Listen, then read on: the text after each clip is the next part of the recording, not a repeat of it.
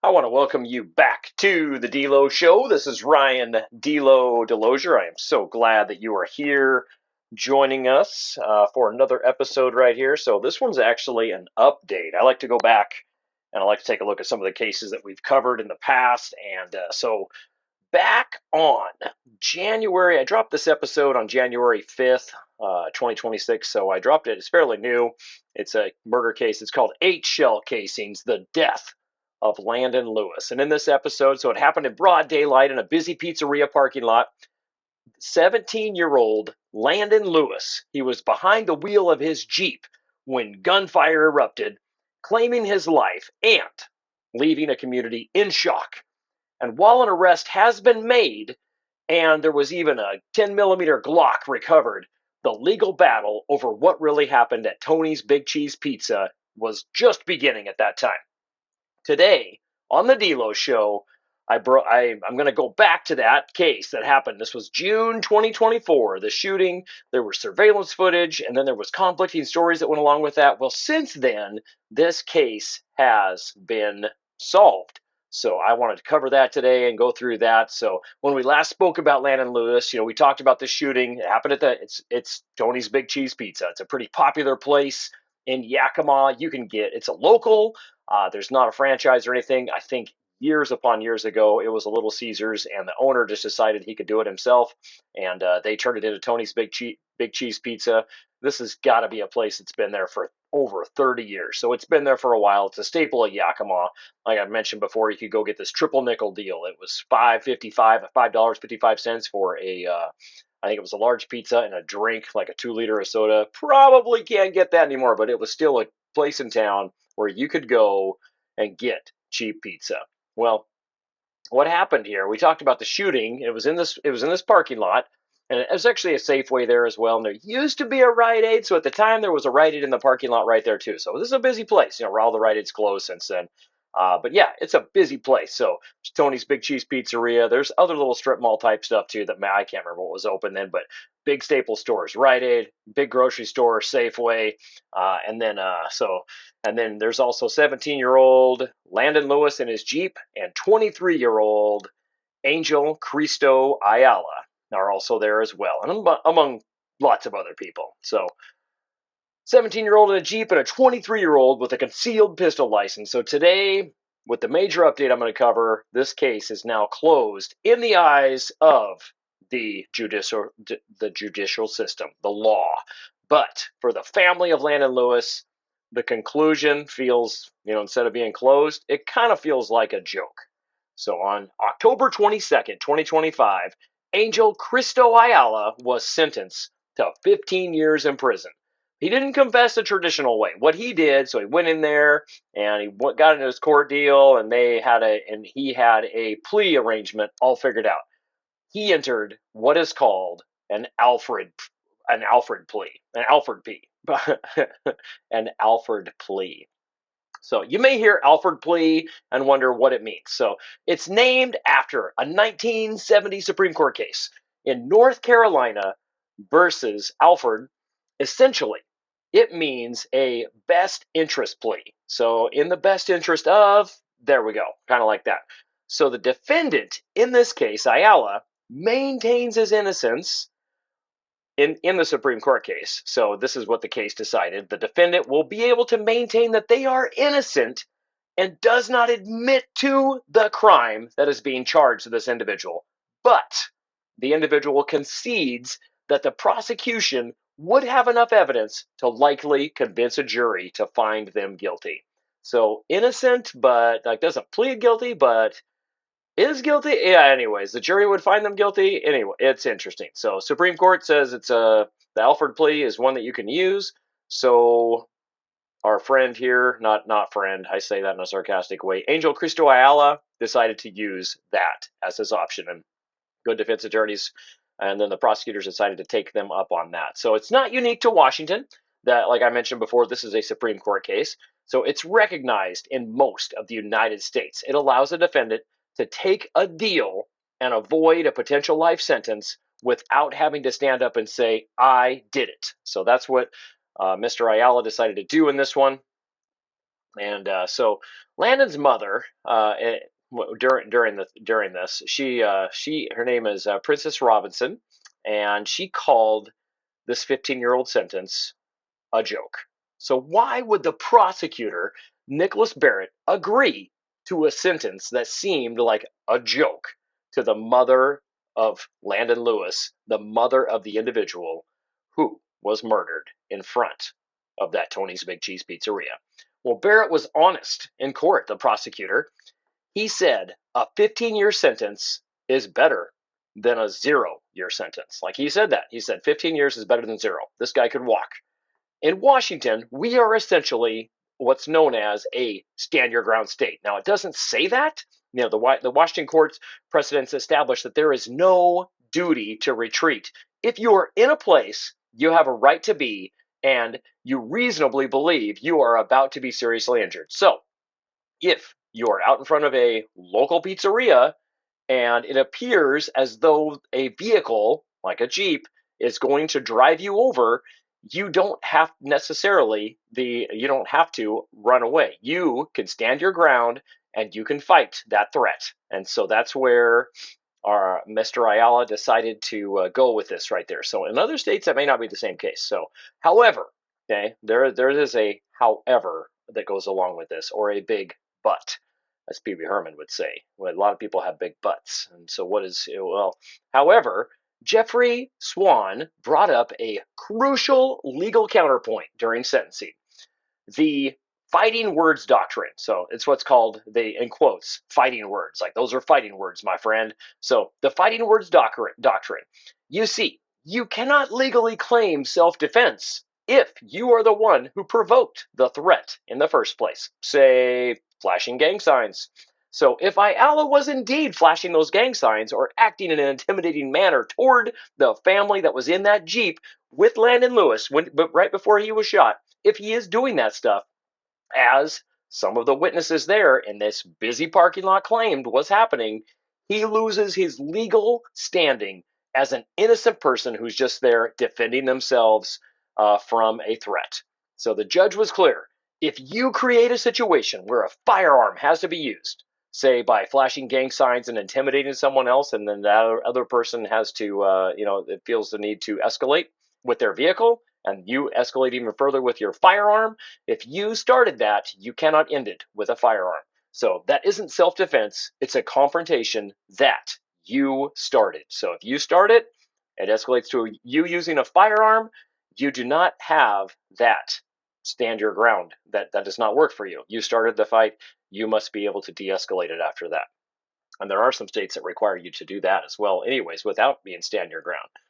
Welcome to New York. But why does this keep happening? Why did a parking lot look like a war zone? That one right there. It's kind of a nice. I mean, it's not the best part of town, but it's definitely not the worst part of town. This is it's pretty close to where I live, and it's just not that horrible of a place. So in many areas of Yakima, though, there is gang activity that is present. Residents and young men like Landynn and Ayala often live in this state where they have this hyper-vigilance, where they're just looking over their shoulder, wondering if they need to respond to something. And this is a psychological state of high stress where your brain is constantly, and I mean constantly, looking around, looking over your shoulder, looking over your back, looking over your friend's back for those threats. And when you live in that state, a threatening look from a driver that may even appear like they're giving you gang signs, or a car driving toward you that may look as though it's going to run you over, it isn't just a nuisance. Your brain treats those things like a death sentence. So this leads to what the prosecutor called, quote, tragic overreactions. Yes, tragic overreactions. So when both sides are hypervigilant, one from gang ties, one with a troubled past leading up, just there were incident after incident after incident. They call these ACEs, adverse childhood experiences. A lot of kids, educators have a term for it. So both sides were hypervigilant in this case. A misunderstanding turns into murder in seconds. So Landon's life was defined by trauma, as I mentioned earlier, the ACEs, the adverse childhood experiences. Long before this parking lot incident happened, Landon had a lot of things going on in his life, and I think he did the best of it. But early on, he witnessed his father kill a man when he was 7 years old. Yep, that's 10 years before he died. So 10 years before he died, when Landon was 7, he witnessed his father kill a man by stabbing him. Okay, he watched his mother suffer through domestic abuse after this, from another man, not his father, but from someone else. Statistics tell us that boys who witness these domestic violence situations are significantly more likely to experience this kind of hyper-vigilance later in life, where they're either scared or they're going to go out and get somebody. Landon didn't let that turn him into a monster, though, as his mother had said. But those scars, they're still there. I mean, those incidents happened. You can't just pretend that they didn't happen and then it goes away. So yeah, the scars are still there, even though you don't see them, even though they're on the inside.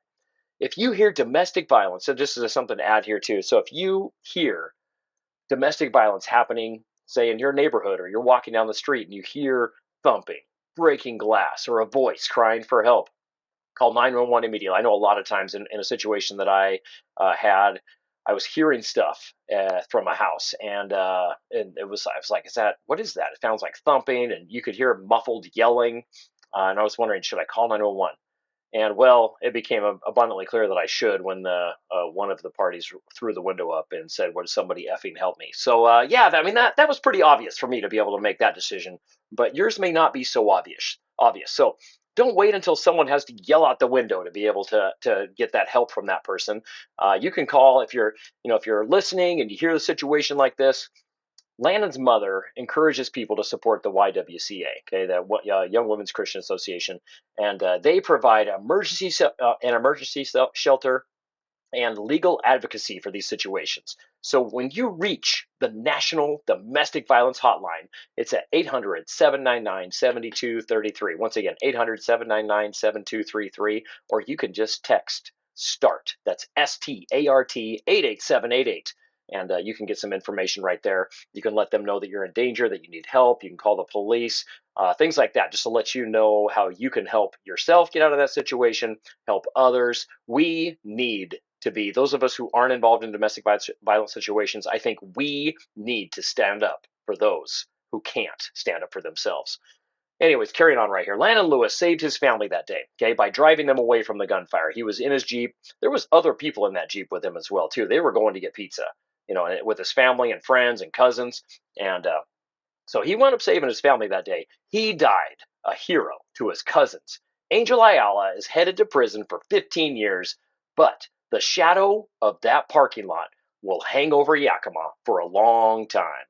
In that situation right there, I just wanted to go over that with you. Just a review. It's now considered a closed case. So I find this stuff on the it's GIS-Yakima-WA.gov, and they have a portal to police murders 2010 to present in here. And so when I clicked on that, just looking for an update, and that one just happens to be, it says it's 24Y019-522, and it says the case is solved now. The murder occurred on 6/24/2024 at 12 a.m. I put 12 a.m. there, but he was shot. It was actually at a um, it was shot in the afternoon. I think it was a pretty busy time of day, and he was airlifted. He was airlifted over to Harbor View in the situation right there.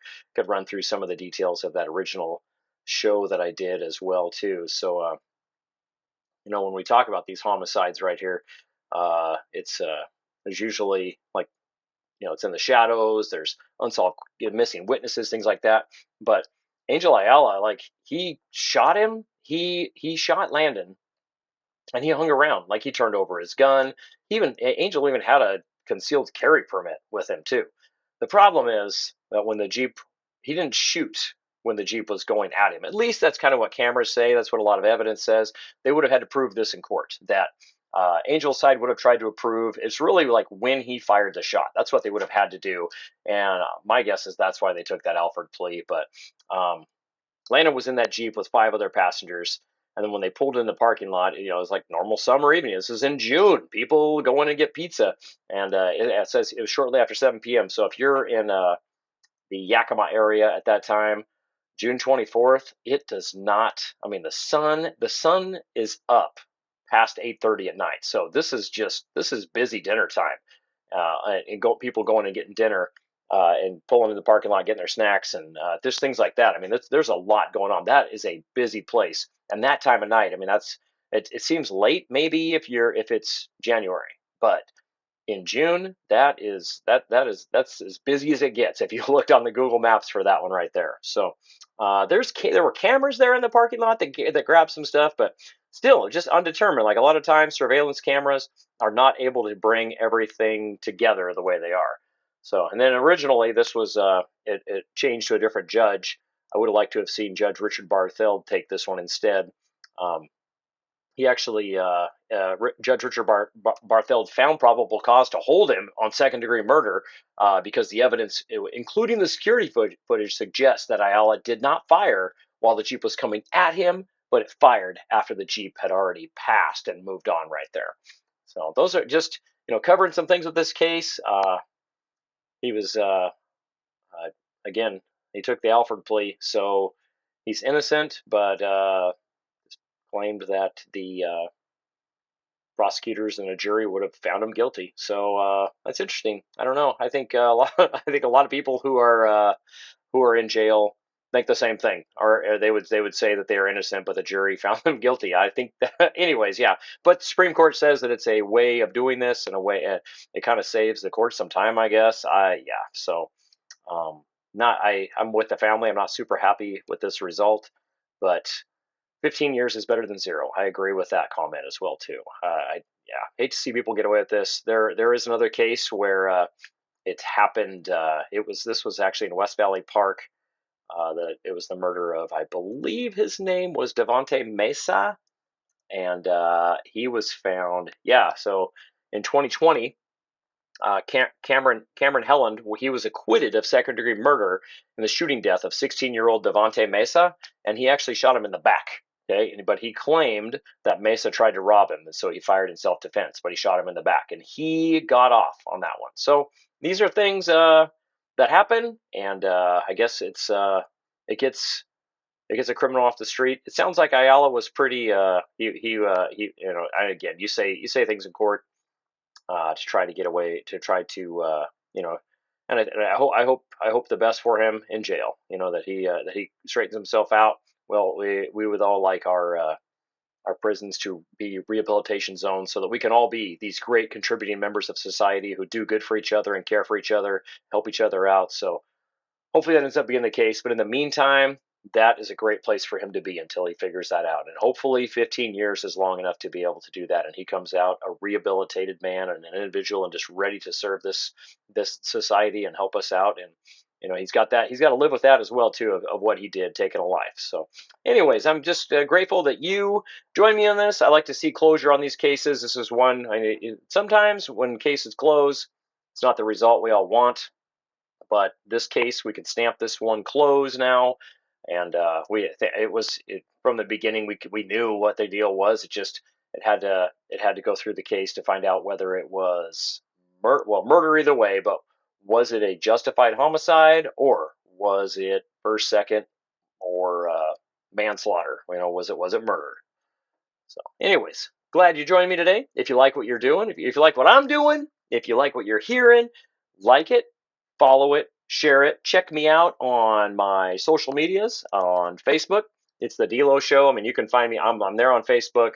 I'm on Instagram. I have YouTube, but I don't go there much. But if you want to comment at me on Facebook, or just Facebook, Instagram, I will respond to those. So if you send stuff to me there, I'll respond to messages. Well, maybe. I mean, if you keep it clean and appropriate, nice. If you're nice, even if you're not, I think we can be civil. That's something we can do here as well. So I think that's a great thing about this. We can. Great thing about America is we can have an opinion, but I think we still need to be civil about stuff. All right. Well, thanks for listening, and I hope that you have a great time and you are enjoying these podcasts. All right. This is the Delo Show. Hope you're having a great time.